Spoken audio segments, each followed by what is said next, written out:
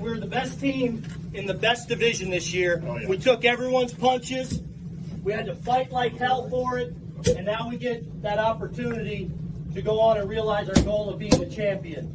This deserves to be celebrated. It's a hell of a division. Woo! It's competitive as it's been with every team you got to beat. And I just want to give the belt out to a number of guys that can get it. I know you want to go. Let's go. J-Mo! Yeah!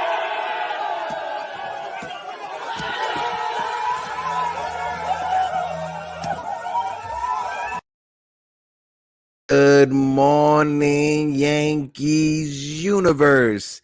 KOD Nation, stand up. And all you DJs, wake up and get your coffee. Welcome to a very exciting episode of the Yankees Morning Brew. The Yankees have clinched the AL East. The Yankees are here, baby. Party in Toronto. Champagne popping in Toronto. Yes, indeed.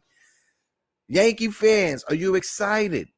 Michael Caputo, where are you at, Michael Caputo? I want my money.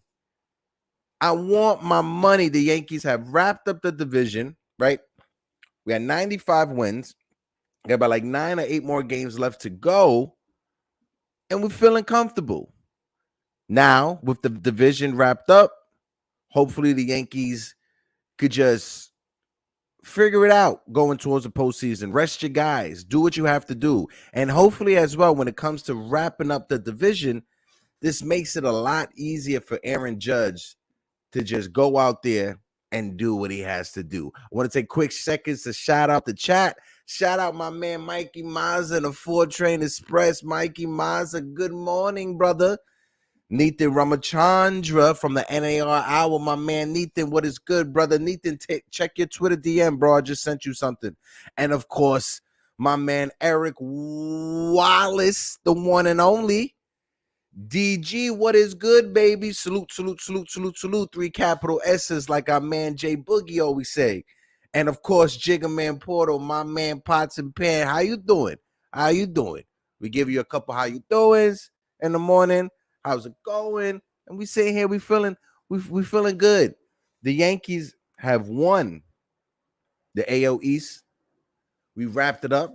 And like Booney said in that video a little while ago, you know, the Yankees, they were the best team in the best division in all of baseball. The American League East has 4 teams that are over 500 when it comes to the Yankees, the Blue Jays, the Rays, and the Baltimore Orioles. 3 teams who are the top or competing for the wild card spot: Toronto, Blue Jays. You got Seattle in there, but Baltimore is the 4th team hunting for that wild card spot. So the AL East was the toughest division in all of baseball this year. Let me know in the chat below. What do you guys think? Thumbs up if you guys think that the AL East was the toughest division this year. But guys, let's celebrate this, man. All the naysayers, everybody who said that this team wasn't going to be here where we at right now. At the beginning of the season, not that many people had us winning this division. At the beginning of the season, everybody had this division in the hands of the Toronto Blue Jays. If you guys remember, at the beginning of the year, they had the T-shirts that said that 2021 was the appetizer and 2022 is the full course when it comes to the Toronto Blue Jays. I don't know. The Toronto Blue Jays seems like they're still sitting at the little kids' table on Thanksgiving eating a plate of food. That's what it looks like when it comes to the Blue Jays. And as well, Vladimir Guerrero, the day before when you hit that walk-off single, right? When you had the walk-off Monday night, you said something that I had to take a step back. Like, all right, my man's feeling himself. He said, "This is my house. This is my house. This is my house." Well, guess what, Vladdy? This is the Yankees division. Point blank. Period. The Yankees own this division, and now the Yankees can go forward, going towards the postseason. Let's use this time to try to move some pieces around, right? Let's see what happens within the next week when it comes to Benintendi or Matt Carpenter. I don't know. If we can get them, we can get them. You know, let's see what happens when we can get out of Zach Britton. You know, because you never know. You know, but let me talk to the chat just a little bit. My man Stevie baby, good morning, bro. Hope all is well. Hope all is well. He said, congrats to our guys. It was a bit of a struggle, but we hung in there. Absolutely right. Even though Aaron Judge was walked 4 times yesterday, we'll take it. A win is a win. I see my man Nathan is backstage. Nathan, just hold on for a few. Let me just go over a few things and I'll bring you right back on. My man LI Yankee King is in the building. LI, what's good, baby? Yo, we got it. The division's wrapped up. Let's use this time to play some young players, to get their, confidence up. And shout out to Gleyber Torres, because there was one point in the month of August that Gleyber Torres batting average, it fell down all the way to 224 was its lowest, right? Gleyber Torres batting average now is damn near 260. So from then till now, Gleyber Torres was able to uptick his batting average from about 224, 226 to damn near 260. I think Gleyber Torres has found his mojo in September. Hopefully that continues into the postseason, because if you look at Gleyber Torres' numbers in the postseason, he is a 300 hitter in the postseason. Eric Wallace says, is Caputo backstage too? No, Eric. Unfortunately, I tried to send out the APB for our man Caputo, but Caputo's nowhere to be found. Michael Caputo. Hold on. Let me scream it out the window. Caputo! Mikey! Nope. Nothing. He probably at Gino's getting ready to have, a couple chicken palms, couple eggplant palms, whatever it is. But hopefully I will see Michael Caputo October 11th at NYY News when that meetup that they're having for the ALDS. I'm pretty excited for that. My man LI Yankee King said, I am happy that we are the American the East champions. Yeah, absolutely. So am I, bro. So am I. And just like my man Mikey Mazza said, all you hearing right now is crickets. Just crickets. Everybody's quiet. But Caputo found himself a lady. Hopefully he can stop screaming at us and have himself a decent conversation with a woman. But I'm gonna bring in my man. I'm gonna bring in my bro Nathan. Wait, what? It was canceled. I was literally just a couple of days in the chat. No way. I got to check my email to see what's going on with my ticket. But I'm gonna bring in my man Nathan. Nathan, good, bro. Good morning. What's up? How you doing, man? Thanks for having me again. Of course, bro. Nathan, you already know it's an open door policy with you, bro. Whenever you want to come on, you're more than welcome to come on. But yeah. I'm sitting here excited. The Yankees, AL East champions. You got some news for the Somerset Patriot game that's coming up. Let the people know about the game that's coming up, because the Somerset Patriots are in the postseason. So, Nathan, lay it out. Unfortunately, I won't be able to cover it tonight with Jersey Sporting News because I'm still recovering from COVID. But I feel a little bit better. I feel better now, but I'm still not 100%. So I don't want to go there tonight, take any risks. So I'm going to be covering it from my house, watching the game from my house. So tonight is Game 3 of the Eastern League Championship game. So it's a winner. I mean, if the Somerset wins, they're the champions. So look for they're playing Erie. So look for Somerset to close it out tonight. It's gonna be a tough game, but obviously both teams want to win the championship. So this is gonna be a toss-up at home at Somerset. But what a big win yesterday for Somerset. The bats came alive. Jason Dominguez hit a home run. I saw it from my house, but Austin Wells did good. The pitching did good. So tonight, look for them to hopefully clinch it and then win the championship. But Yankee fans, look forward to that, to see the minor league prospects hopefully pop champagne also tonight. So let's see. Exactly. Nathan, like you said, it's good to see that the young players are are having success in the postseason, right? Yes, it's the minor leagues, but the postseason is still the postseason, right? You add that as a notch under your belt, a little bit of confidence going forward. It's good to see, and it's good to hear that Austin Wells, Jason Dominguez are up there at that level competing and actually getting experience. Because that's one thing about the minor leagues, and that's one thing about young players.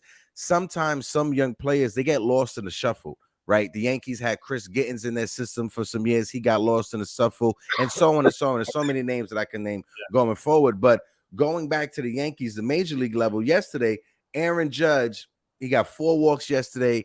He grounded out hard to third base. Now that the Yankees got this division wrapped up, you think this takes a little bit more pressure off of Judge, and he could just go there and just be himself and get that home run? Yes, I agree with you 100%. I think his goal is to win this division, and they did it. Aaron Judge, man, he's a team first player, which I love about him, and he doesn't care about the records. He just wants to win. So, but now, he can just focus on getting 61 and then 62 to break the record. I'm hoping he gets it pretty soon here. But like you said before you brought me in, you were talking about let's rest some of these veteran players to get ready for the playoffs and play these young players, right? Cabrera giving us a spark. Let's see Peraza play more, man. We haven't seen Peraza in the lineup, so let's start seeing him. Give rest to like Josh Donaldson, for example. Give him rest, and then probably like who do you call? Maybe have Bader play a lot more games now instead of benching him. So I think I can see Aaron Boone now taking the pressure's off of Boone now too. Also, so he can do whatever he wants now, and then figure out from there. But when it comes to Judge, like I said, team first player, and I'm hoping he gets 61. Hold on, wait. My man Michael Caputo's in the building. Caputo, bro, where you been? Yo, Caputo, I'm gonna send you my Cash App, bro. So you can send me that money. Caputo has risen from the grave. Michael Caputo is back. Michael Caputo says, congrats to the Yankees AL East champs. That's step one. Now win the pennant and World Series. It's never enough with Michael Caputo. He always has to set the limits. My fault, Nathan. I just got excited. Go ahead, finish what you were saying, brother. That was awesome. That was awesome. But one thing I can say is that I don't mind them right now when it comes to resting Harrison Bader, especially in Toronto because of that turf that's up there. I'm not sure if you saw, the people in the chat saw, but with the Giants, Sterling Shepard was literally just running up an AstroTurf field and literally tore his ACL. They're saying that his professional career is over, which is sad to see. You know, there should be no reason why in 2022 we do not have the technology, right, to make sure that every major league park, whether it's baseball, whether it's football, every major league stadium has grass fields. You don't want injuries like what happened to Sterling Shepard happen. So hopefully, I'm happy with the Yankees resting Harrison Bader in Toronto because of that AstroTurf. I'm not a fan of it, but shout out my man BX Sports Jedi's in the building. Salute. He says, "What's up, chat? Salute." But all right, Nathan. Another big thing I want to take away. I want to ask you your thoughts on from last night's game. Jamison Tyone, 7 in the third. What's your thoughts on JMO? JMO is pitching himself. He's making sure that he's gonna get a postseason start. What's your thoughts on JMO? Isn't he like the wins leader with 14? He is the wins leader for he has 14 wins. He is the leader, wins leader on the staff. This guy is underrated. I love the way he's pitching now.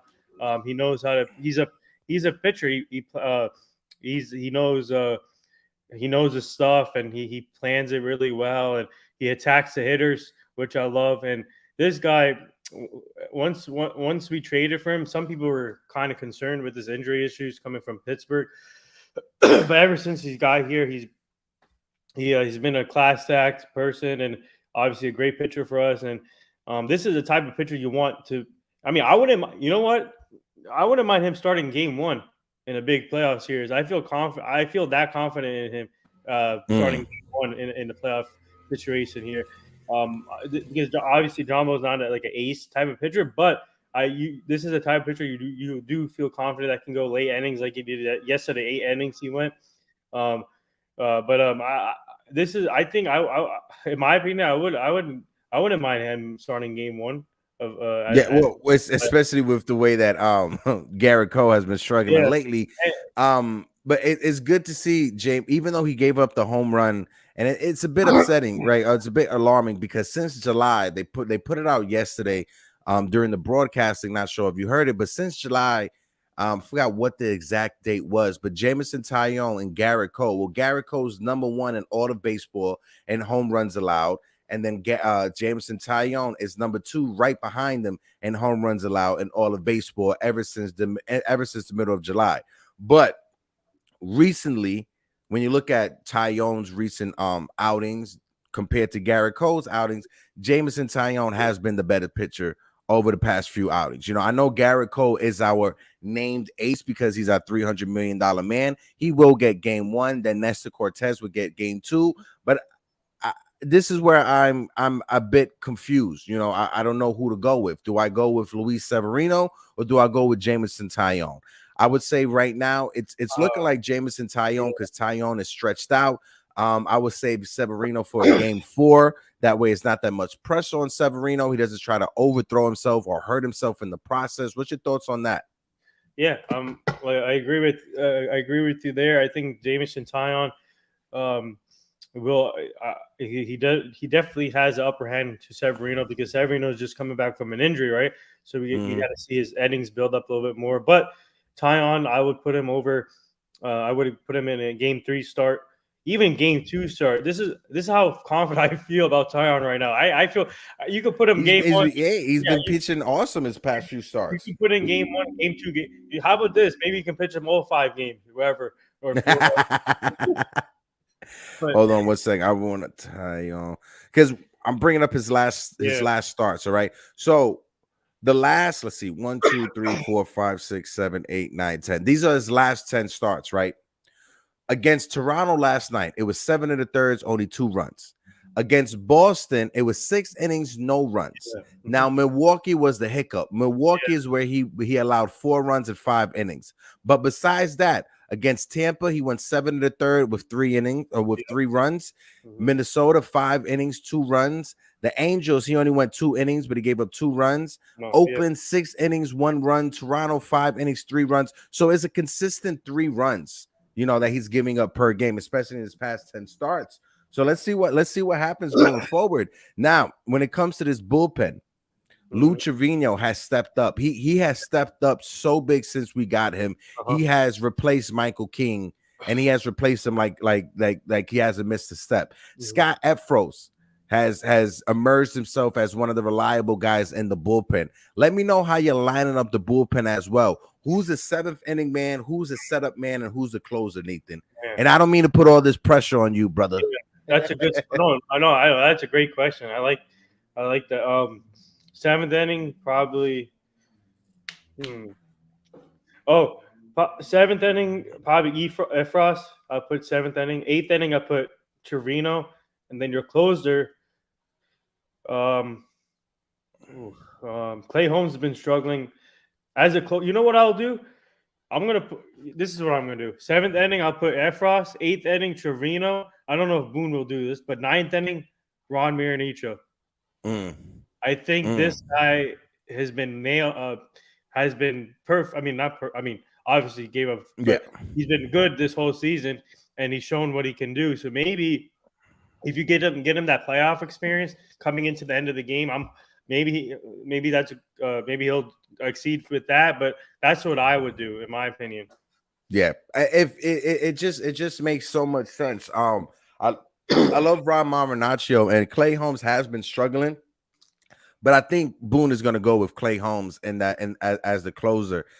We could see Trevino being the setup man in the 8th, Scott Efros in the 7th, and Ron Marinaccio in the 6th. So in a playoff series, those are the guys I'm going with. I feel very confident. And then you throw in Wandy Peralta when we get Wandy back, because Wandy has been big for us this year. I know a lot of people. Yeah, and Zach Brandt. We could use these last 8 games of the season to see what we can get out of Zach Brandt. I'm comfortable with that and him coming in a big spot. What about you? Yeah, I feel confident. I just have to see more outings for him before the season ends. Chapman, forget about. I don't think he's going to make the playoff roster because he's out of the question, in my opinion. Mhm. Yeah, Said Ron. Ron was a closer in Oh AAA yeah, too. You need that's, swing and miss stuff. Yeah, absolutely. yeah. BX. Great point. Great point. Let's go over the stats from last night. So I'm gonna just show right now. We're gonna start off with the Blue Jays. Go over the Blue Jays lineup real quick. Got you right now. 1 second. Before I just want to send my prayers Go and ahead, brother. thoughts. I just want to send my prayers and thoughts to all the people in Florida right now who's dealing with the hurricane. It's been I have a lot of friends down there and family down there that lives down there, and wishing them stay safe, everyone there, because it's getting deadly out there right now. Yes, 100%. Just like my man BX Sports Jedi. He's closer towards Orlando, but he's down there in Florida. I got my brother-in-law, who's down in Tampa right now. He's starting to feel the first parts of it. So thoughts and prayers to everybody down in Florida, especially in the areas that's going to be affected. They're talking about 12-foot surges when it comes to certain areas. So I appreciate you, Nathan, for bringing that up. BX Jedi, our thoughts and prayers with you, brother. Hope all is well. If you need it, Kev, if you need anything, just let me know, bro. If I could send whatever I could send your way, I definitely would. But over to this to the Blue Jays lineup. Springer led off the game with a home run. Besides that, it was nothing else. But he was 2 for 4 in center field. Bo Bichette, the shortstop, was 1 for 4. Vladimir Guerrero Jr., the DH tonight, he was 1 for 4. Alejandro Kirk, the catcher, was 1 for 4. Matty Chapman, the third baseman, was 0 for 4. Teoscar Hernandez in right field was 0 for 3. Ronald Tapia in left field was 1 for 3. Whit Merrifield was 1 for 3 at second base. And Calvin Biggio, Craig Biggio's son, the first baseman, was 1 for 3. Want to talk real quick? I'm going to pause it right here. What has happened to Calvin Biggio? He was when all these prospects and everything was coming up, and they had Bo Bichette in the minors, Vladimir Guerrero Jr. in the minors. Everybody thought that Biggio was going to be the best out of the three of them. What's your thoughts on Biggio? And if you're the Blue Jays, are you trading him in the offseason? Oof, man, Biggio, like, obviously, but that could have been their next core 4, I think. Core 3, core 4. Yeah, Biggio, man, obviously hype name. His father had a great career too. All these people, Blue Jays have like the next upcoming from their fathers, but I don't know what's going on. I think with Biggio, I'm kind of surprised the way he's been doing late. I mean, earlier in his career, he did good, but I don't now. I don't know what's going on with his bats. It seems like he's been rushing his bats against pitching, and he doesn't know where the pitches are at. And with the trade with Merrifield here, and then all these other infielders they have, that puts more pressure on him to succeed. So I think, in my opinion, Merrifield obviously already established a player in the league, been there for a while. I would trade Biggio to get more assets back, I think. I don't know what his trade value will be in the offseason, but I think they should try and think about it, because you already have an influx of infielders, which I love here. And then they have a lot of depth. And I love what's up, Keith? My man Keith Saunders. But I love with Merrifield. I love that guy because he can flat out play. So they had the luxury to trade Biggio, but we just had, in my opinion, they just have to see how he finishes towards the end of the year, because this team is loaded. People forget that this lineup is dangerous when healthy. If everything goes well for them, that this lineup is scary to face, in my opinion. No, 100%. When you look at it, Springer leading it off, Bichette in the 2-hole, Vlad in the 3, Alejandro Kirk as well, and as a cleanup man. This team, it has potential, right? Kevin Gausman as the number 1, Manoah as the number 2. They have the pieces that they need, but they just need to add to it. They need better starting pitching. They need better bullpen help as well. You know, when you talk about the starting pitching, over here to the pitching side of things, Berrios last night, he pitched 6 in the third, 6 hits. He only gave up 2 runs, 1 walk, and 7 strikeouts. But you got Pop, who came in. He pitched the 2/3, 1 hit, no runs, 1 walk, 7 strikeouts. David Phelps came in. He pitched the inning in the third, 1 hit, no runs, 1 walk, 3 strikeouts. And Anthony Bass was the last pitcher for the Blue Jays. 1 2/3, no hits, no runs, no walks, and 3 strikeouts. It was a sloppy game last night from a Toronto Blue Jays perspective when it came to the defense, Yes. when it came to the base running, Vladimir Guerrero being thrown out at second base, not running out of the box once he hit the ball because he thought it was a home run. That right there goes to show you the teams that are trying to figure it out and the teams that figured it out, right?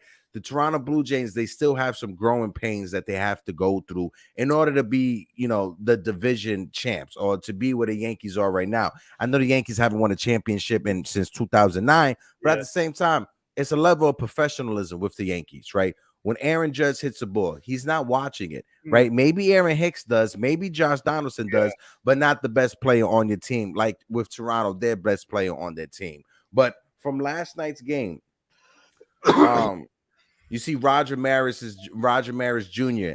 is following the Yankees. If you're him, how are you feeling right now? You just want to get this over with, right? Man. Like, let me know how you feel. Not only him, Aaron Judge's mom too.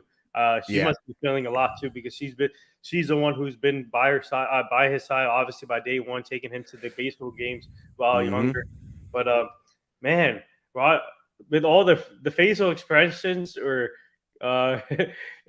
crazy. When they show them on the TV, they're priceless. The expressions, they just wanted to get this over with, and especially Roger Maris Jr. Obviously, kudos to him and his family for paying attention to this, and so they're just hoping that Aaron Judge can get it done here in Toronto somewhere. I don't know, but Judge had 4 walks last night. You see, that's insane. That's crazy. 4 walks, and then they were fed up with that. The family was fed up, and I'm just hoping. I'm just worried that all these pitchers now will back off and just start walking him, and it's just crazy. It's just insane. It's when it comes to Judge, right? Especially recently, Judge has shown you that he's not going to expand his strike zone. He's not going to go out of the strike zone. He's not going to go out of the strike zone to swing at balls, balls that aren't strikes. So he's going to be patient, and it shows you the level of maturity for Aaron Judge. 4 straight appearances, he just spat on the changeup. He's going to stay to his approach, and if he doesn't get a pitch that he likes, he's not going to swing. It's remarkable because the Aaron Judge we're getting now is totally different than the year he even had his rookie season. The strikeouts are down from Aaron Judge. The batting average is up. The on-base percentage is up. The slugging is up. The extra base hits are up. This version of Aaron Judge, can he get better than what we're seeing right now, Nathan? What's your thoughts on it real quick before I go over the Yankee stats? Give me like 2 minutes, sorry. No problem. Do you think? So I'll just let's see. I'll put you backstage. I'll just go over the Yankee stats real quick as my man Nathan figures himself out. My man Mazza said, Hector, you doing an open panel today? Not today. We'll be doing it Thursday because Friday there's no game, but I will be having a pre-recorded episode out on Friday. Tomorrow I'll save room for the open panel so we can have everybody on. Just couldn't do it today. But over to the Yankee side of things, Aaron Judge led the game off in center field. He was 0 for 4 with 4 walks. Antonio El Calzone El Rizzo, Anthony Rizzo at first base was 2 for 4. Gleyber Torres, the second baseman, was 3 for 5. Josh Donaldson, the third baseman, was 0 for 5. John Carlos No Se Posequalo Stanton, the DH, was 0 for 5. Ozzy Cabrera in right field was 2 for 4. Isaiah Kiner-Falefa, the shortstop, was 0 for 4. Kyle Higashioka, who's looking like a baseball stroker, the catcher, was 3 for 4 last night. And Aaron Hicks, who is fighting for his baseball life at the moment in left field, was 1 for 4. My man Aaron Hicks, he's still trying to show that he has something. But like I said, Jameson Taillon, 7 1/3, 7 hits, 2 runs, no walks, 6 strikeouts. Lou Trevino closed it out for his 11th save of the season. He pitched the inning in 2/3. 1 hit, no runs, no walks, 1 strikeout. Jameson Taillon, like Neaton said, is 14-5 on the season. Lou Trevino his 11th save since joining the Yankees. Sorry about Nathan. that. No problem. No problem. My man Keith Sanders said it was a Glaber day. Absolutely, it was, Keith. It absolutely was. What's your takeaway now from Glaber? Because we've seen Glaber at his low in August, right? I think his batting average, I brought it up earlier, was 226 at his lowest. Right now, he's right below 260. It's a love-hate relationship with Gleyber Torres, because 1 minute you're like, we should trade him for starting pitching, and then the next minute you see what he's doing right now, and you're like, we should keep him going forward. Ultimately, Nathan, what do you want to do with Gleyber Torres, especially with the shift being removed next year from baseball? Do you want to keep him? Do you want to trade him this offseason? What's your thoughts when it comes to Gleyber? I'll keep him because this guy's been heating up recently.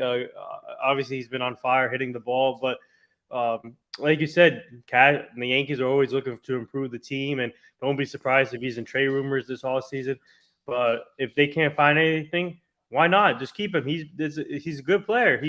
He's obviously some players go through ups and downs, and this guy is starting to heat up. But this guy's still young.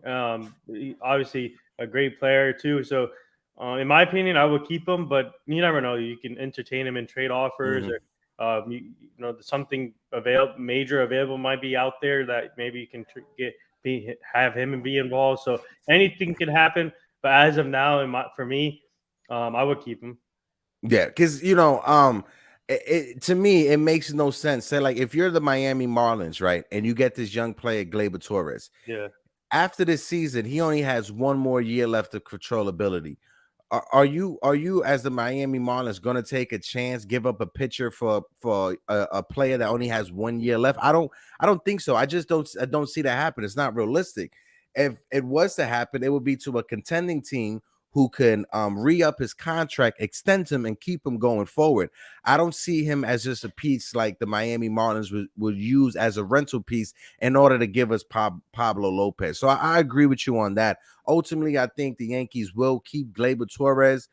This infield will be different next year. IKF, Josh Donaldson, something will happen, but I don't want to look right now too far into the future. I want to focus right now. So right now, who do you want to face in the ALDS and then in the ALCS? Let's talk about that right now.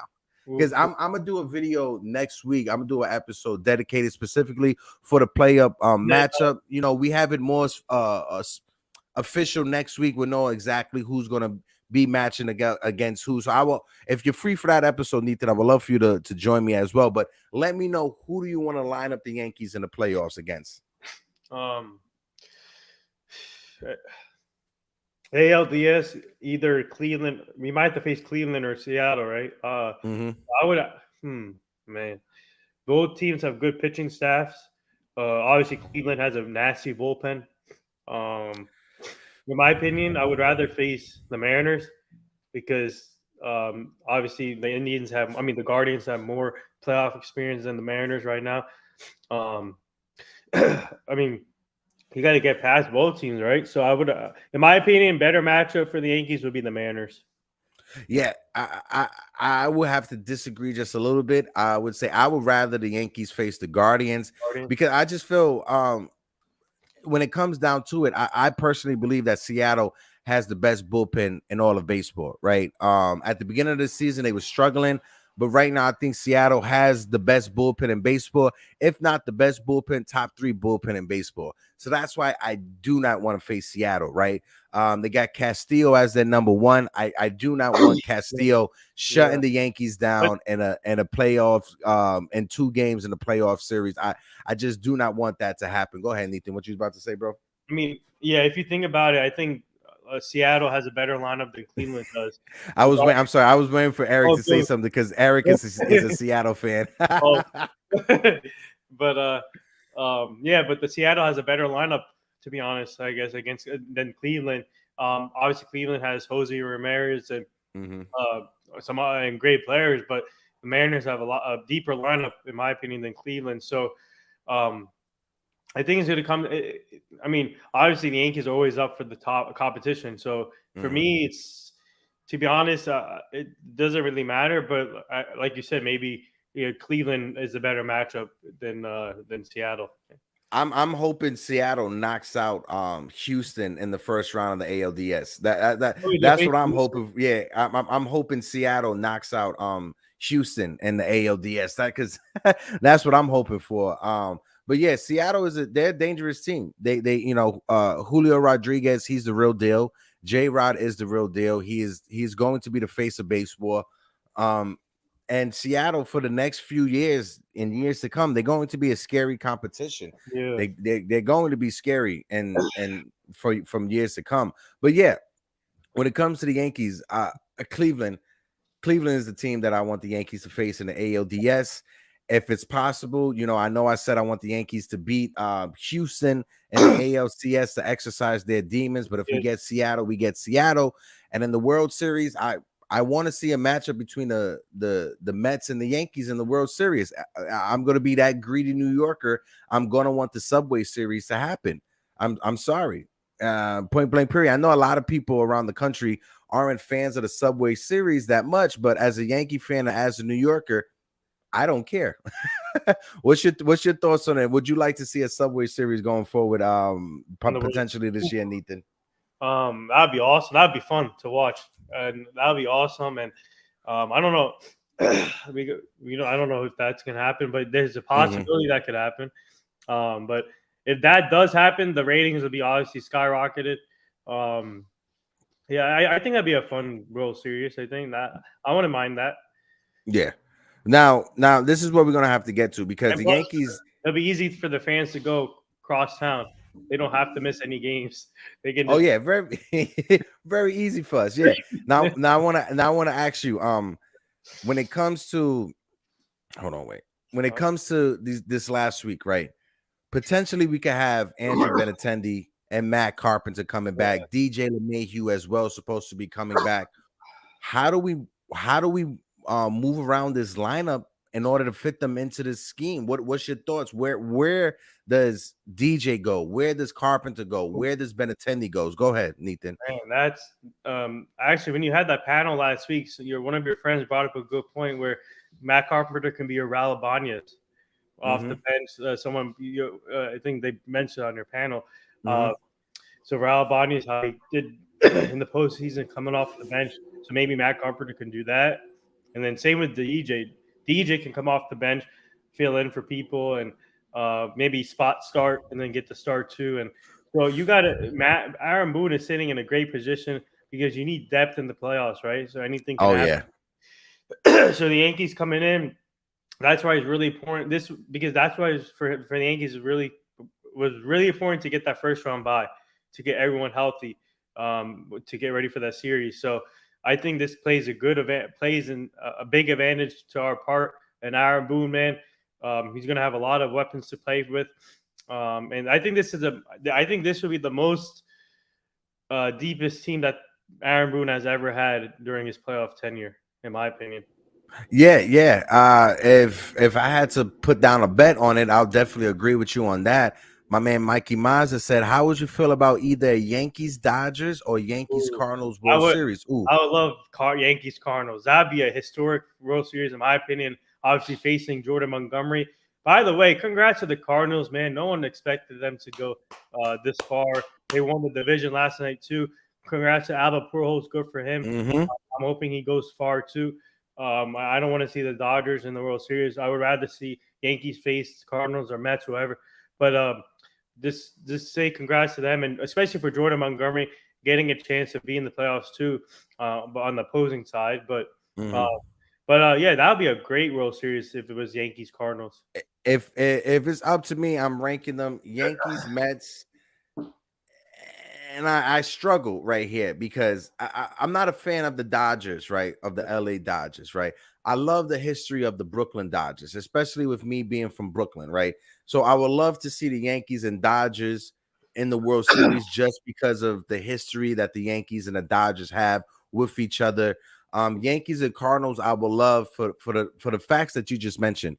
One, Albert Pujols. I need him in another World Series. If the Yankees were to lose the World Series Game 7 because Albert Pujols had a walk-off hit, I wouldn't cry. I would be happy with that, right?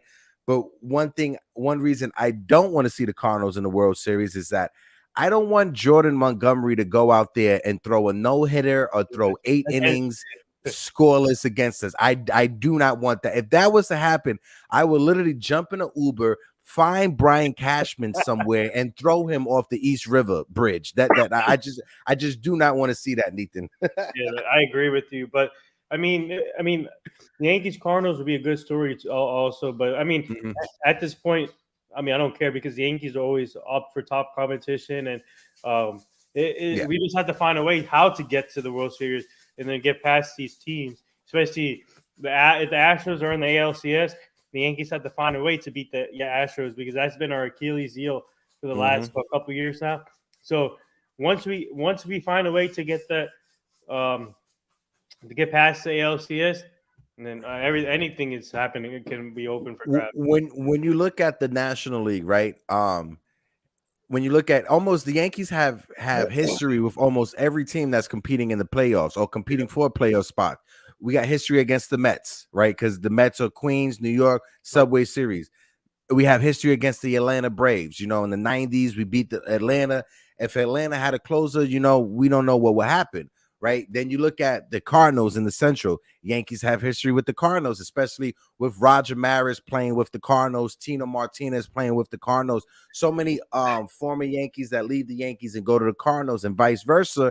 Beltran came from the Cardinals to us. So it's so much history right there. The Dodgers as well, right? The Dodgers have so much history with the Yankees, especially with the Dodgers being in Brooklyn. Jackie Robinson still in home plate against Yogi Berra. There's so much history going on. So it's like whoever the Yankees match up with, if knock on wood, the Yankees even make it that far in the postseason, whoever the Yankees match up with, I think would just be awesome. Yeah. No matter who it is. I think baseball will be good if the Yankees are in the World Series with whatever team.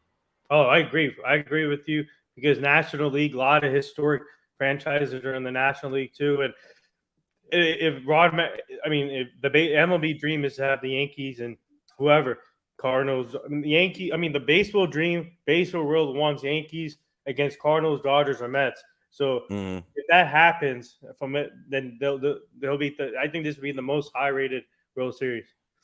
Oh yeah, definitely. Now, let's talk about the wild cards real quick, right? Because now it's getting interesting, right? Baltimore is 80 and 74. They are 3.5 games behind Seattle. Yeah. The Yankees, they start a 3-game series with the Baltimore Orioles coming up. Right after this Blue Jays series, right? Yeah. If you're the Yankees, we've seen this before. You remember back, I think it was in 2009 or 2010 when the Yankees allowed the Tampa Bay Rays to sweep them that last series of the year, so they could get in for the wild card, and the Red Sox be kicked out of the wild card. That was pretty hilarious. Do you think a scenario like that could happen? Because when you look at it, you got Toronto and you got Tampa, and then Seattle and Baltimore, right? Is it a situation where the Yankees keep beating up on Toronto, Baltimore wins, now Toronto's lead in the wild card goes down, and if the Yankees lose the next 3 games against Baltimore and Toronto loses, it could be very interesting. What's your thoughts on that, on Toronto possibly bumping somebody out of that wild card spot? Yeah, obviously Baltimore is facing Toronto and Seattle, or just I'll tell you right now who they're facing at the end of the year. Hold on, right now. Because I think Baltimore closes the season out against Toronto. Yeah, hold on, wait one second. Let me just double check. Yeah, they close out the season against Toronto. Baltimore closes out the season against Toronto. The Yankee, I know we did that in the past, but I think this is a different Yankee team where they will love to have the momentum going into the playoffs by winning games.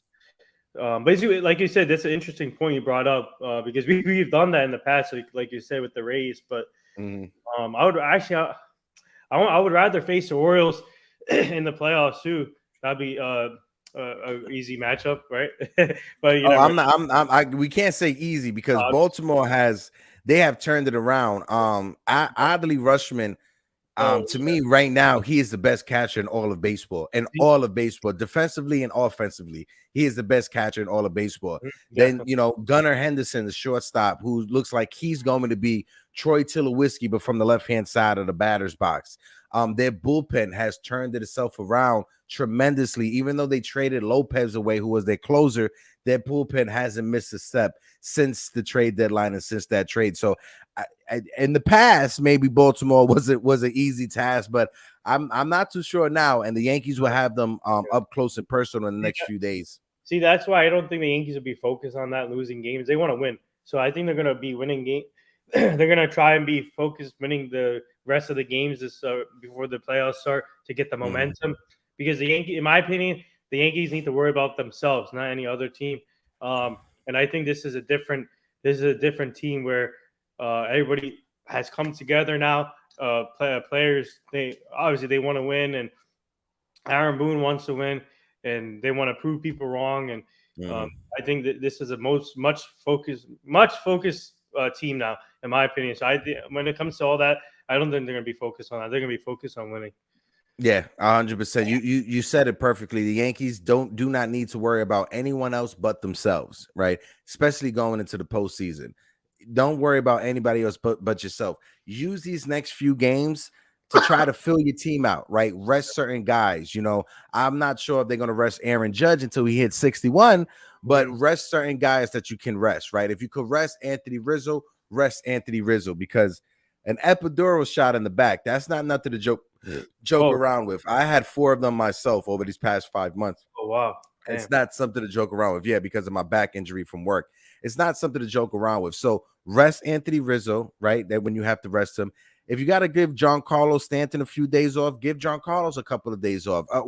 What's your thoughts with Giancarlo? Because he's won for his last since he had that walk-off grand slam. He's won for his last 14. What's your thoughts on Stanton? See, the one thing I'm worried about Stanton, he's a streaky hitter.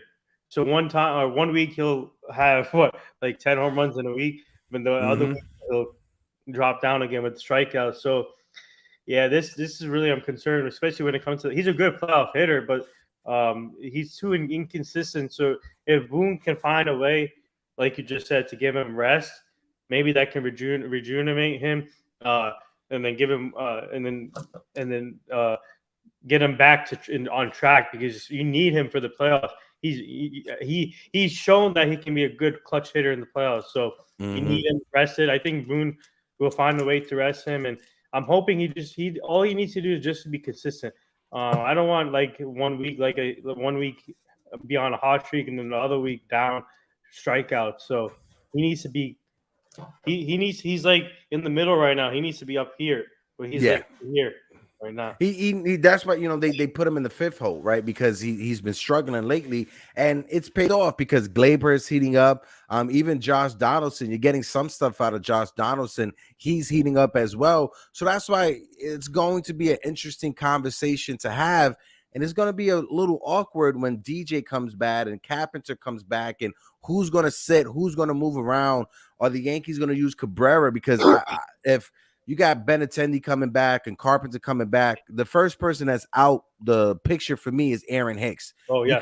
You cannot allow Aaron Hicks to be on a postseason roster over Cabrera. That can't happen. You cannot allow Aaron Hicks to have a postseason roster spot over, say, Oswald Peraza, because even though Oswald Peraza, they haven't given him a chance, he still has the speed. He still could play shortstop, second base, or third base, right? So it gives you so much versatility. Oswald Cabrera he played first base a couple of games when Anthony Rizzo was out. Yep. Come on. Go ahead, Nathan. What you about to say, bro? I have a question for you. What do you think they're going to do with Marvin Gonzalez and Tim LaCrasso? That's another two. That is, honestly, as much as I love Marwin, I think Cabrera could fill that spot for Marwin Gonzalez, as a super utility guy. I'm keeping Tim LaCastro because you can never have enough speed coming off that bench, right? I'm keeping Oswald Cabrera and Tim LaCastro as options for the postseason roster just because of their speed. I see Pinstripe Chronicle says postseason outfield has to be Yes. Cabrera, Beta, and Judge. Yep. 100%. Yep. 100%. I 100% guarantee. And shout out to my man Jason from Oh. 161 River Ave. Salute, Jason. Jason. The OG of this Yankee community thing that we do up here in the morning. But shout out to my man Jason from 161 River Ave. If you guys aren't tuned in, what are you doing? My man Jason from 161 River Ave gives you the top-notch content. Make sure you subscribe to his channel. Make sure you like the videos and make sure you tap in because he's a friend of ours and he's a friend of yours. And just like I just said, if you can, hit the likes on this video, right? If you aren't subscribed to this channel, what are you doing as well? Because the Yankees Morning Brew and the Nights of DJ, we just keep it coming all the time, right, Nathan? Yeah, you guys, like I said, you guys are the best. You guys bring it every morning, and you guys have one of the best editing team, in my opinion, when it comes to making your videos. And that's all Jigga. That goes all to Jigga Man. I may help out with some, some stuff here and there. That's all Jigga Man. Yeah, shout out to my man Jigga Man because I always say he is the mastermind behind this thing. I may help in with some of my graphics that I make for myself, but this is all Jigga Man. Jigga Man's the master plan behind all of this stuff. That's my man Pots and Pans. And shout out to there you go. Shout out to Jigga Man and shout out to Jason who just joined too. And everyone, please check out his show 161 River Ave. Amazing. Yes. Yes, one of these, and then this is what I want to have, like, hopefully, and I got Pinstripe Chronicles in the chat right now. Hopefully we can set this up. I want to set this up right before the postseason starts, right? I want to have a round table of different Yankee content creators, right? Of Jason from 161 River Ave, of my man from the Pinstripe Chronicles, whether it's Donald or the other guy from Pinstripe Chronicles. If you get my man Joe from the Shift, have a round table of different Yankee content creators just shooting the breeze right before the postseason start. I think that would be fantastic. I can't wait. Hopefully we can set that up. My man Jigga Man would definitely say count me in. Pinstripe Chronicle is in. Jason, hopefully you could join in as well with us. 161 River Ave. We'll have a round table of different Yankee content creators right before the postseason start. Yes. My man said he's in. My man Pots and Pans, baby. So that would be a good episode. We'll set that up. I'll speak to everybody behind the scenes to set that up, but I'm pretty excited for that. But for tonight's game, let's go over tonight's game because the Yankees does have a game tonight, even though they did win the American League East. Maybe they're hungover still. I don't know. Maybe if they hang out with you, they may be hungover because you a party animal yourself, Nathan. Don't let Nathan fool you guys. Nathan is a party animal. When I was at Yankee Stadium, I'm putting you on the spot right now. He was like, "Yeah, let's go to Jersey Shore. I throw parties all the time." I'm like, I do not have that energy like you have, Nathan. There's a 6-year gap between us. I do not have the energy you have. Oh God. Yeah, but like I said, you and your girlfriend are invited to our next party in Jersey. Oh, let me know. Yeah, let me know. I'll definitely make the drive out to Jersey. I'm gonna have to get a hotel nearby the area because if I go and party, I'm definitely going to sleep. I'm not gonna try to drive back into the city. Oh no, you guys can stay at our house too. You guys are down. Oh, okay. Yeah. Hey, either or. But tonight the Yankees are throwing out there Garrett Cole, right? Garrett Cole's 12-7 on the season with a 3.49 ERA. And then you got Mitch White going out there for the for the Toronto Blue Jays. Mitch White is 1-6 with a 5.12 ERA and 91 innings. So hopefully this is the guy that Judge hits 61 off of in 62. It needs to happen. It needs to happen before the season ends. I think it will happen before the season ends. But what's your thoughts? Oh, wait, got somebody new to the chat. Head of the table. Salute. What it do? I think this is the first time I'm seeing you in the chat, my guy. But if it's not, I apologize. I appreciate you for tuning in, my guy. He's a wrestling fan too. Yeah. I'm a big wrestling mark myself. I'm a big time wrestling mark myself. But go ahead, bro. Yeah. So the Yankee, obviously the big key is Garrett Cole. I want to see how he does in Toronto, and it's a big start for him because you want him to have the confidence going into the playoffs because we paid him that money. Right, to be pitching to pitch in the postseason to win as a World Series. So tonight's a big start for him. Obviously, Judge his time is due for him for 61, 62 against Toronto. So hopefully he does it tonight with the pitcher you just mentioned with the numbers. But we sometimes we always struggle against these young pitchers that we don't know about. So anything can happen here, but I would love to see Judge hit 61, 62 tonight, and then Garrett Cole. We got to see how he does tonight, and because I don't want him to, I want him to have confidence going into the playoffs for us. So. Hold on, I got my man in the IG chat. Those Tobaccos, hit the link in my IG bio and jump on over to YouTube. It's a bit a bunch of us. It's about 16, 17 of us in the chat right now. But 100% Garrett Cole needs to show up tonight, right? My man Jason from 161 River Ave said Cole needs 5 strikeouts to break Guidry's Yankee record. I think he's definitely going to get that tonight. So we might see 2 records tonight then. Yeah, we might see 2 records tonight. We might see 61, and we might see the strikeout record, Ron Guidry's Yankees strikeout record. Even though Garrett Cole is not having the season that most Yankee fans would probably want him to have, he's still pitching to a 3.49 ERA, right? He's still leading all of baseball when it comes to strikeouts. What happens to Garrett Cole is that he's his worst enemy. He gets into his head too much, right? I say he gets into his head just a little bit too much. So he just needs to be able to find it out there on the mound. It's hard for me to try to put it into words, but do not let your mental side of things beat you on the mound, Garrett Cole, because he gets frustrated.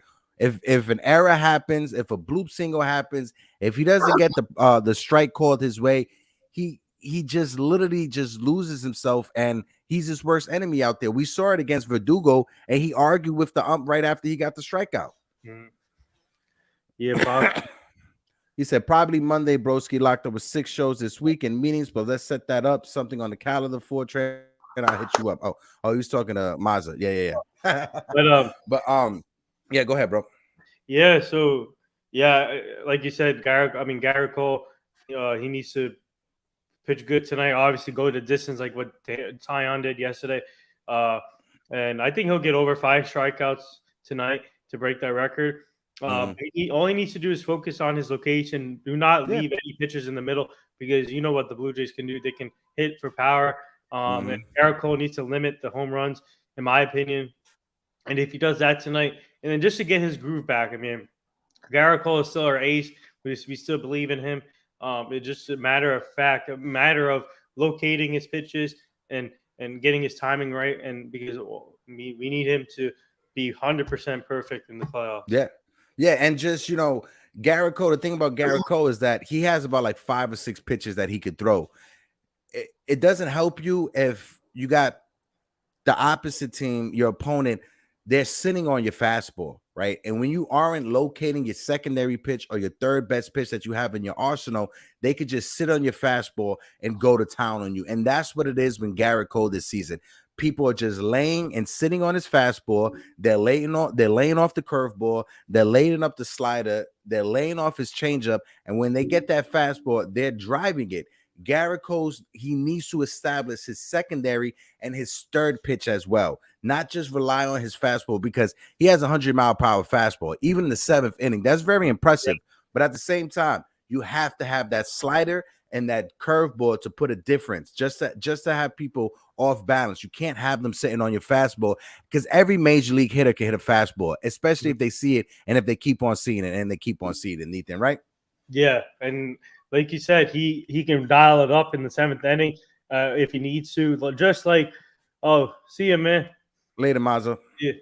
Yeah. So he can dial it up just like Verlander can in the late innings. So he obviously he can. In my opinion, he'll be fine, and he just needs to just focus on location. And if he does that, then he'll be fine. Yeah. Yankee fans, just be all right. You be good. We still believe in him. We believe in the Cole train. I'm hoping the Cole train takes off tonight, and I think he will. Yeah, and not just that. August was a horrible time for us Yankee fans, right? We were at the bottom of the bottom. We were 10-19. It was the only time in our franchise history that we won 10 games in a month. right? Let that sink in. Real quick before we dip off, Nathan, let's talk about the Don Mattingly rumors, right? So when it comes to Don Mattingly, possibly, oh God, so sorry about that, possibly being a Yankees manager, I don't think it will happen this offseason because I think he's going to take a year off just to like recharge his battery, be with his family. If you think about it, he's been a manager in Major League Baseball for the past 10, if not 11 straight seasons. So he's been in the grind for the past 10, 11 years. So he's going to take a step back. What's your thoughts on Don Mattingly calling it, letting the Marlins fans know before the season is over, this is his last season with the Marlins? Let the speculation start. I remember discussing this with you and Jason on your show about the package deal or whatever. So I can see him taking the year off and just to spend time with his family. And but I mean, does this start the rumors of Derek Jeter possibly coming to the Yankees as a owner or whatever, and then possibly bringing in Don Mattingly? So right now it's just. By the way, I just want to say congrats to him, and he's a great manager. And the Marlins, he did great with the Marlins, and I know that and obviously spending time with his family is really important for him. So I think he'll do that. But when the time comes, right, I think he'll manage again. And we got to see where the Yankees are in the next year or two. Would Don Mattingly? Here's the biggest question for me. Would Don Mattingly manage the Yankees with or without Judge? Because I think he might want. I think he wants a team where, obviously, the Yankees will contend, but he wants a team where that already has a star on there, established star, and we got to see what happens with that when it comes to the roster. But I would love the idea to have Derek Jeter and Don Mattingly back with the Yankees, hopefully. Yeah, that's a good point. Would he want to manage the Yankees with or without Judge? Ultimately, my heart says Judge comes back, but we never know. Yeah. But that's a great question. I could see him either or, but I think ultimately the last chapter of Don Mattingly's book that he's going to write, he wants to close the chapter. He wants to end his book with a championship as the manager of the New York Yankees. He wasn't able to get it as a player. We've seen what he did in the 95 postseason when he just let it go, and he was fantastic. He hit over 400 in that series against Seattle. I think that when it comes down to Don Mattingly, the last chapter in his book and his story that he wants to tell, it's him being a championship. It's him being a championship manager for the New York Yankees. And I think that right there will write it off. Don Mattingly needs to be in a Hall of Fame, whether it's as a player or whether it's as a manager, regardless. Don Mattingly needs to be in the Hall of Fame. I think Don Mattingly coming back home to the Yankees, with or without Judge, I don't know. We can't speculate. Knock on wood, hopefully it's with Judge. But I think him ending his career as a manager would possibly be the best thing to happen to him here with the Yankees. Yeah, I agree. He said, my manager candidates is Manny Octa, AJ Hinch, Alex Cora, and Don Mattingly. I don't think Alex Cora, just because Alex Cora, he's beloved in Boston. I don't think Cora will get an opportunity. I don't think Cora's going to leave Boston at all. Yeah, Manny Octa, he's a good manager, and actually, I had the opportunity to interview him on our show. Oh, nice. How was that? That was awesome. Learned a lot. He was actually, when he came on our show, he was still the Mariners' third base coach, which he is still, I think. Yeah. But he'll be a good candidate for the Yankees. But when it comes to Don Mattingly, I agree with you 100%. I think he wants to end his career with the championship as a manager with the Yankees, which he didn't get to do as a player. I'm hoping that happens. But my question, like I said, I just brought up with or without Judge. That's gonna be a big question. But in my opinion, I think Don Mattingly will come to the Yankees even no matter what. I think he will. Yeah, definitely. I think Don Mattingly will wind up back here with the Yankees. I don't think it's going to be this offseason because, like I said, he's going to take time to be with his family.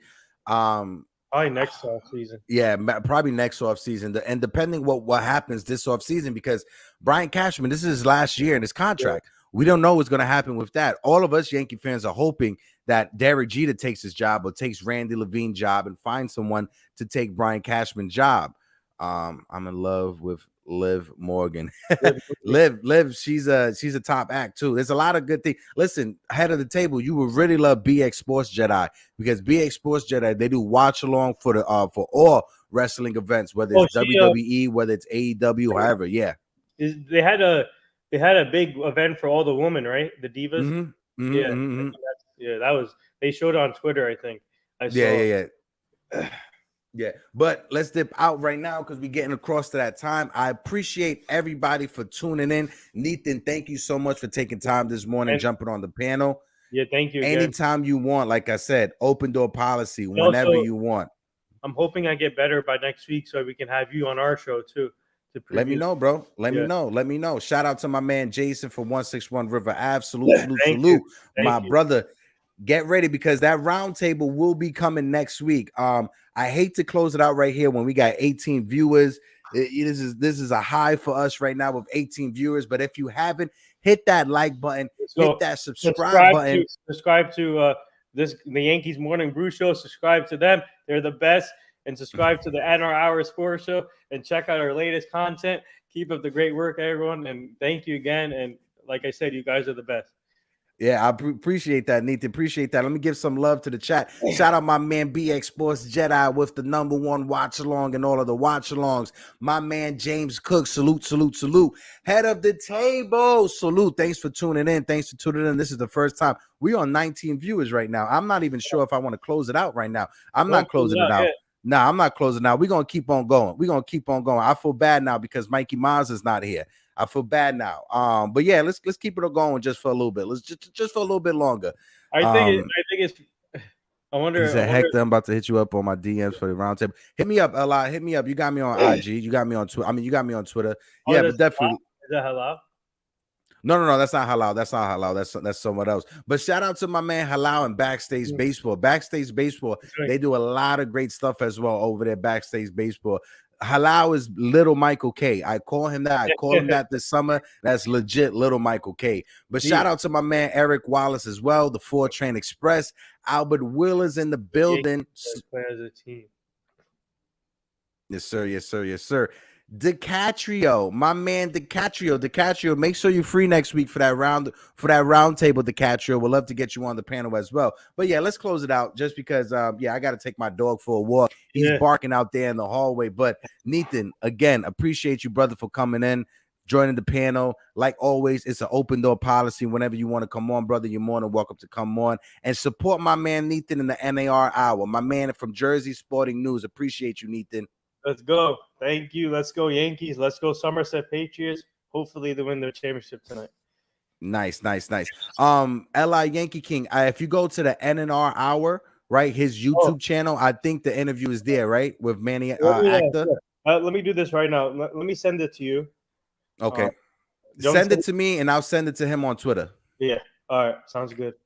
Copy. Peace, Nathan. Later, brother. And like I said earlier, I appreciate everybody for coming in. My man said, let's go Cleveland Browns. Okay, I see you. I see you waiting for Deshaun to come back. But again, appreciate everybody for tuning in. This has been an awesome episode of the Yankees Morning Brew. I am your host, Hector, a.k.a. Project Nerd HQ, and I'm out. Peace.